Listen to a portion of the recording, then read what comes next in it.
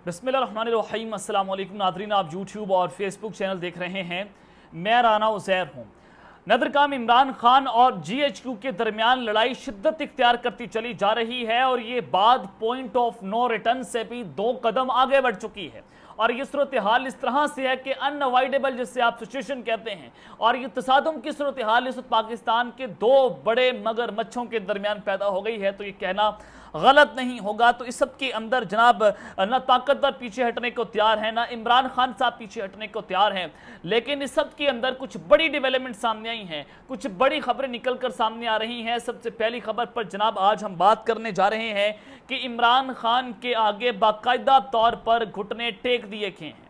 इमरान खान साहब के हवाले से एक बहुत बड़ा फैसला सामने आया है। उनको सजाए मौत देने, उम्र कैद के हवाले से बहुत सारी खबरें चल रही हैं, चाहे वो अब्दुल रज़ाक शर कत्ल केस का मामला हो, चाहे वो मिलिट्री कोर्ट्स का मामला हो, लेकिन जनाब सजाए मौत का खतरा टल चुका है। एक बहुत बड़ा हुक्म जारी हुआ है, उस हुक्म के हवाले से बड़ी इंपॉर्टेंट डिटेल्स है वो मैंने आपके सामने रखनी है। और जनाब बड़ी, इससे पहले अगर ये कहूँ कि बड़ी खुशखबरी पाकिस्तान तहरीक इंसाफ के लिए पैदा हुई है, 9 मई के बाद सबसे बड़ी खबर है, तो ये कहना गलत नहीं होगा। दूसरी खबर पर जनाब हम बात करेंगे कि army chief general Asim Munir, उन्होंने जनाब नवाज शरीफ की पीठ पर छुरा घोंप दिया है और नवाज शरीफ के ख्वाब को चकनाचूर कर दिया गया है। जो ये समझ रहे थे कि नवाज शरीफ पाकिस्तान के अगले वज़ीर-ए-आज़म बनने जा रहे हैं, उनको आज बहुत बड़ा धचका पहुंचा है और दुबई में 2 ताकतें जो हैं वापस में गुत्थम गुत्था हो चुकी हैं। इस हवाले से अंदर की रिपोर्ट हमें मौसूल हुई है, वो अब तक पहुंचानी है। और इमरान खान रियाज जो हैं, उनकी रिहाई के हवाले से बहुत बड़ी खुशखबरी इस वक्त सामने आई है। इस हवाले से भी इंपॉर्टेंट डिटेल्स हैं, वो मैंने आपके साथ शेयर करनी है। लेकिन अगर आपने चैनल को सब्सक्राइब नहीं किया, चैनल को आपने सब्सक्राइब कर लें, बेल आइकन को दबा दें, आने वाली तमाम तरह अपडेट्स आपकी खिदमत में बर वक्त पेश होती रहें। नादरकाम एक जानिब तो DCI SPR प्रेस कॉन्फ्रेंस करते हैं, इमरान खान के खिलाफ जहर उगला जाता है। हर बार कहा गया कि इमरान खान 9 मई का मास्टरमाइंड है, इमरान खान साहब ने ये हमले करवाए। मैं बिल्कुल इसको मारने के लिए तैयार हूं कि अगर इमरान खान साहब ने ये सारा कुछ करवाया तो उसके खिलाफ मिलिट्री कोर्ट्स में ट्रायल होना चाहिए, चाहे वो कानून का हिस्सा हो चाहे ना हो। लेकिन इस शर्त के ऊपर मैं इस बात पर कायल होना चाहता हूं कि जो आर्मी पब्लिक स्कूल का सानिया हुआ, पेशावर सानिया 16 दिसंबर को हुआ था, अगर उस हमलों का मास्टरमाइंड तुर्की भगाया जा सकता है, एहसानुल्लाह एहसान, अगर उस हमले का मास्टरमाइंड एहसानुल्लाह एहसान जो है उसको मिलिट्री कोर्ट्स का ट्रायल नहीं चल सकता, तो जनाब इमरान खान उससे बड़ा गद्दार नहीं है या उससे बड़ा दहशतगर्द नहीं होगा। क्योंकि जनाब ये इमरान खान को दहशतगर्द भी कहते हैं, गद्दार भी कहते हैं, एंटी स्टेट भी कहते हैं, फितना, काफर, मर्ज़ई, हर तरह का कार्ड उसके खिलाफ इस्तेमाल हुआ। क्या उसके ऊपर पाकिस्तान के आर्मी चीफ DCI SPR को नजर दौड़ाएंगे? अगर आप उसको भी छोड़ दें, रेमंड डेविस पकड़ा गया, उसने पाकिस्तान के अंदर दहशतगर्दियों के हवाले से बहुत सारी कार्रवाइयां करने की कोशिशें की।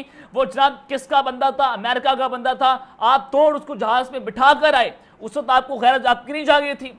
और फिर जनाब ये सारी चीजें आपके सामने हैं कि हमेशा से पाकिस्तान के अंदर अंधेर नगरी चौपट राज, जिसकी लाठी उसकी भैंस, और ताकत के जोर पर जिसको चाहे आप रगड़ कर रख देते हैं। दहशतगर्दों को आप दंदराते फिरते हैं, आप उनको पकड़ते नहीं हैं। TTP को खुला हाथ दिया हुआ है, एहसानुल्लाह एहसान यहाँ से भाग गया, IS की गिरफ्त से भाग कर गया। तो जनाब इमरान खान साहब जो हैं, आप उनके खिलाफ ये सारा कुछ नहीं कर सकते। मैं आपको बड़ी इंपॉर्टेंट जो है अंदर खबर दे रहा हूँ। लेकिन जनाब एक जानिब तो सारी चीज़ चल रही हैं कि GHQ इमरान खान को माफ़ करने के लिए तैयार नहीं है, लेकिन दूसरी जानिब मुल्क में बेरोजगारी मजीद बढ़ चुकी है। सबसे ज़्यादा बेरोजगारी वाले मुल्क की फहरिस्त में पाकिस्तान 24वें नंबर पर आ चुका है। और जनाब वर्ल्ड ऑफ स्टैटिस्टिक्स ने दुनिया भर में बेरोजगारी अफराद के दादोशुमार जारी कर दिए हैं, जिसके तहत पाकिस्तान 6.5% शरह के साथ बेरोजगारी के साथ दुनिया भर में 24वें नंबर पर है। और नाइजीरिया दुनिया भर में बेरोजगारी में सबसे आगे निकल चुका है। नाइजीरिया में बेरोजगारी की शरह दुनिया के मुकाबले में 33.3% है और साउथ अफ्रीका में 33% बेरोजगारी अफराद के साथ दूसरे नंबर पर आ चुका है।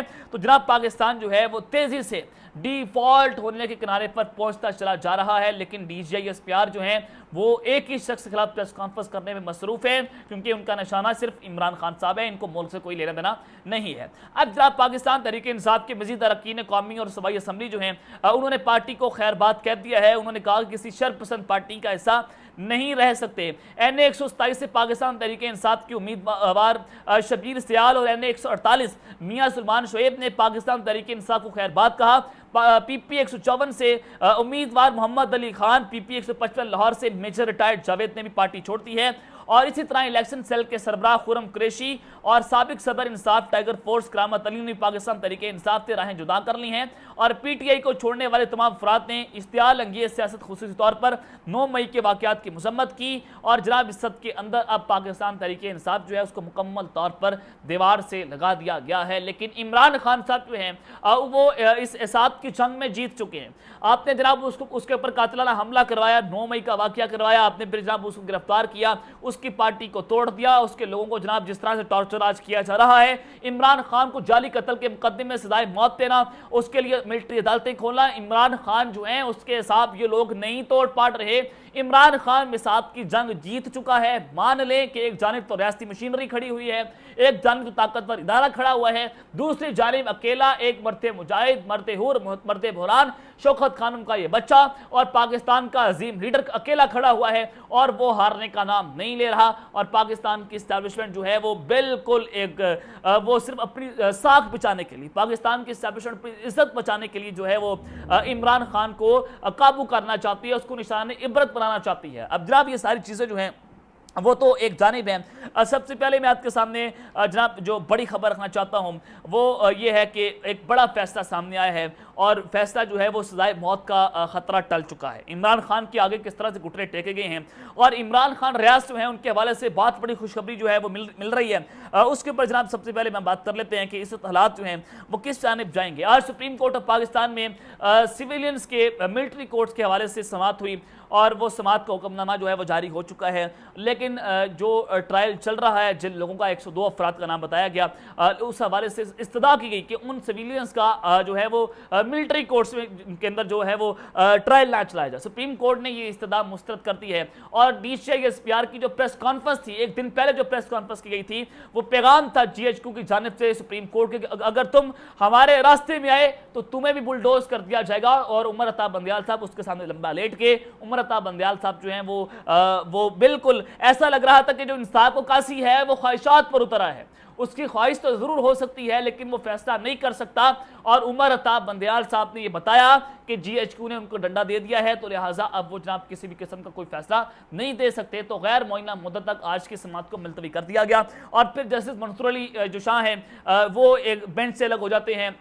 अब फिर उस सब के अंदर जनाब आज जस्टिस जायजा अफरीदी ने भी अपना हुक्मनामा जो है वो जारी कर दिया। उन्होंने कहा कि इस मामले के ऊपर फुल कोर्ट बनाना चाहिए, 6 रुकनी बेंच को उसके ऊपर समाअत नहीं करनी चाहिए क्योंकि जो फुल कोर्ट है उससे अवाम का एतमाद बहाल होगा और हम जो हैं वो इंसाफ करने के लिए बैठे हुए हैं। तो लिहाजा 6 रुकनी बेंच जो है वो उसको चलाने का अहल नहीं रखता। तो जस्टिस जायजा अफरीदी जो हैं वो भी इस बेंच से अलग होते हुए दिखाई दे रहे हैं। तो जनाब ये सारी चीज़ें जो है वो आप सबके सामने हैं कि किस तरह से पाकिस्तान में जो है वो डंडे का राज है। पाकिस्तान में ताकत जो है वो अंधाधुंध आप देख रहे हैं किस तरह से एक ताकतवर जो है वो पूरे निज़ाम को हाईजैक किए हुए है। लेकिन जनाब जो हुक्मनामा जारी हुआ है कि फ़ौज के ज़ेर हिरासत यानी कि 102 अफराद को फ़ौज के हवाले किया गया। ज़ाहिर है जब मिलिट्री कोर्ट्स का मामला चलता है, आर्मी एक्ट लगता है तो कम से कम सज़ा जो है वो सजाए मौत होती है, उम्र कैद या संसार करना, कम से कम सजा होती है। तो आज जनाब वफाकी हुकूमत ने सुप्रीम कोर्ट को यकीन दहानी करवाई। सुप्रीम कोर्ट से वादा किया कि 102 अफराद जो कि फौज के जेर हिरासत हैं उनको किसी भी किस्म की मुकदमे के अंदर सजाए मौत या उम्र कैद नहीं दी जाएगी। अब तक 102 अफराद की बात हो रही है, उससे आगे किसी भी किस्म की कोई बात नहीं हुई, चाहे इमरान खान हो चाहे जो मर्सी हो। हम जनाब इनको सजाए मौत या उम्र कैद नहीं होने देंगे। ये बात जो है वो आज वफाकी हुकूमत ने सुप्रीम कोर्ट के अंदर वादा वईद किए और सुप्रीम कोर्ट के इस मामले का हुक्मनामा जो है वो भी जारी हो चुका है। लेकिन सवाल फिर ये पैदा होता है क्या इमरान खान के मामले के ऊपर ये खतरा जो है वो टल चुका है? मैं फिर आपको बता देता हूं कि इमरान खान के मामले के ऊपर ये खतरा नहीं टला। इस्टेब्लिशमेंट पीछे हटने को तैयार नहीं है और इस्टेब्लिशमेंट ने ये फैसला कर लिया है, फैसला साजों ने ये फैसला कर लिया है कि इमरान खान को निशाने इबरत बनाना है। तो लिहाजा वो इमरान खान को कड़ी से कड़ी सजा देंगे। ये मैं आपको एक बहुत बड़ी और मसक्का ज़राए से खबर दे रहा हूँ। लेकिन जनाब इस सब के अंदर जो ये आज के समाअत थी, इस समाअत के अंदर इमरान खान रियाज का जिक्र भी हुआ और फिर वकील को बताया गया चीफ जस्टिस साहब की जानिब से कि आप जो हैं वो इमरान खान रियाज की बाजियाबी के हवाले से जो है वो अपनी कोशिश करें। और अटॉर्नी जनरल ऑफ पाकिस्तान ने कहा कि इमरान रियाज हमारे पास नहीं है और उन्होंने बता दिया कि हुकूमत के पास नहीं है, वो किसी और इदारे के पास है। और वो इदारा जो हमेशा लोगों को जबरी गुमशुदगियों के हवाले से बड़ा मशहूर है, वो इदारा जो कि हमेशा कस्टोडियल टॉर्चर करता है, वो इदारा जो कि हमेशा लोगों को घर से नामालूम अफराद अगवा कर लेता देते हैं, जो नंगा करते हैं, ये सारे मामले आप सबके सामने हैं। तो जनाब आज के हुक्मनामे में जो सुप्रीम कोर्ट ऑफ पाकिस्तान की जानिब से जारी किया गया है उसमें इमरान खान रियाज साहब का जिक्र है और वफाकी हुकूमत को यह कहा गया है कि तमाम वसाइल बरकार लाते हुए इमरान खान रियाज को जल्द अज जल्द बाजियाब करवाया जाए। तो ये खुशाइंद अमल है कि सुप्रीम कोर्ट ऑफ पाकिस्तान में इमरान रियाज खान की बाजियाबी के हवाले से बात हुई है, तो लिहाजा इमरान खान रियाज के हवाले से एक उम्मीद जो है वो जागी है कि वो जिंदा हैं। और ये कहा जा रहा था कि उनको इस वजह से पेश नहीं किया जा रहा कि क्योंकि वो जिंदा नहीं है, खुदा ना खास्ता उन पर टॉर्चर इतना हो चुका है कि वो इस हालत के अंदर मौजूद नहीं है कि उनको फौरी तौर पर अदालत के अंदर पेश कर दिया जाए। लेकिन आज कुछ ना कुछ उम्मीद की किरण बाकी है कि हो सकता है कि वो ईद जो है अपने घर वालों के साथ गुजारे। लतीफ खोसा साहब ने भी आज यही बात की, हो सकता है कि ईद के फौरी बाद उनको रिहा कर दिया जाए, उनको बाजियाब करवा लिया जाए। लेकिन जनाब नवाज शरीफ साहब के ऊपर किस तरह से आर्मी चीफ ने एक उनकी पीठ पर छुरा घोंपा है, क्योंकि ये कहा जा रहा था कि level playing field Imran Khan के साथ जो कुछ हो रहा है वो भी होता रहे, उनको नाअहल किया जाए, उनको सजाए मौत दी जाए, उनको उम्र कैद सजा दी जाए और दूसरी जानिब नवाज शरीफ को अहल करवाकर उनको पाकिस्तान का वज़ीर आज़म बनाया जाए। ये उनकी सबसे बड़ी ख्वाहिश थी, या मरीम नवाज को जो है वज़ीर आज़म बनाया जाए। अब ये दोनों ख्वाहिशात जो हैं वो उनको पसे पर्दा लाया जा रहा है, उनको खुडे लैन लगाया जा रहा है, क्योंकि इस्टेब्लिशमेंट नून लीग के ऊपर किसी भी किस्म का कोई इत्मीनाद करने को तैयार नहीं है। प्रोजेक्ट है बिलावल भुट्टो, आसिफ जरदारी या फिर जनाब जहांगीर खान तरीन। मैं ये तीन नाम हमेशा से लेता हूं और आप नून लीग को भूल जाएं कि नून लीग का कोई मरकज के अंदर वज़ीर आज़म बनाया जाएगा अगले 5 सालों के लिए। पीपल्स पार्टी की तरफ जो है वो सबकी नजरें हैं। तो जनाब मैं आपको ये बताना चाहता हूं कि दुबई में जो एक मुलाकात हुई है, जंग और जियो न्यूज़ से, उसको किस तरह से रिपोर्ट कर रहा है।